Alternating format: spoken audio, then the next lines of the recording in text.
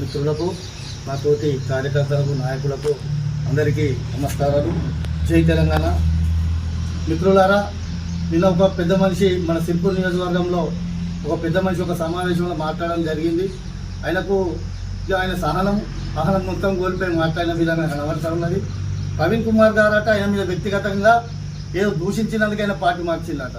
పెద్ద మనిషి గారు, మీరు అసలు ఒకసారి చూసుకోండి. ప్రవీణ్ కుమార్ గారు బహుజన్ సమాజ్ పార్టీ నుండి టీఆర్ఎస్ అధినేతతోటి కేవలం ఎంపీ ఎలక్షన్ల నిమిత్తం పొత్తులు కుదుర్చుకోవడానికి పోయిన సందర్భంలోనే నువ్వు అధికారం లేకుంటే ఉండలేనని, నీ అక్రమాస్తులన్నీ కాపాడుకోవడానికి అధికారుల పార్టీలో వేణవు, కానీ అంతవరకు ప్రవీణ్ కుమార్ గారు టీఆర్ఎస్ కలవలేదనేది ముందు గుర్తుంచుకోవాలి.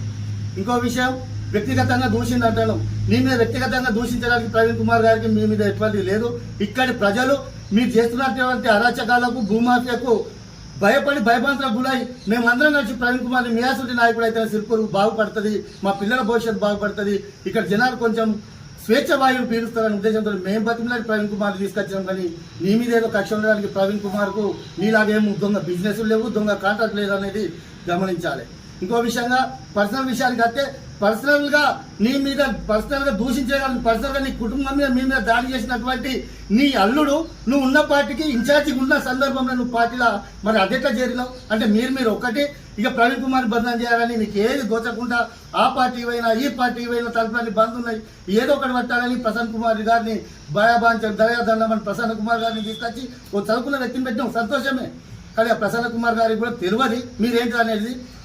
కేవలం మరి వ్యక్తిగతంగా అంటే మాత్రం మరి మీ అల్లుడు నేను వ్యక్తిగతంగా కొట్టాడిన సందర్భాలు ఉన్నాయి. మీరు 20 సంవత్సరాల నుంచి నువ్వు అక్కడ పిట్ట ఇక్కడ వాళ్ళకుండా, ఇక్కడ పిట్ట అక్కడ వాళ్ళకుండా వివరించి ఇక్కడ సిర్పూర్ ప్రజలను అందరినీ చూసేగా మంచి మళ్ళీ మీ అల్లుడున్న ఇన్ఛార్జ్ ఉన్న పార్టీకి నువ్వు పోయేటప్పుడు నీకు తెలియదా అక్కడ నన్ను దూషించినోడు కొట్టినోడు ఉన్నాడని.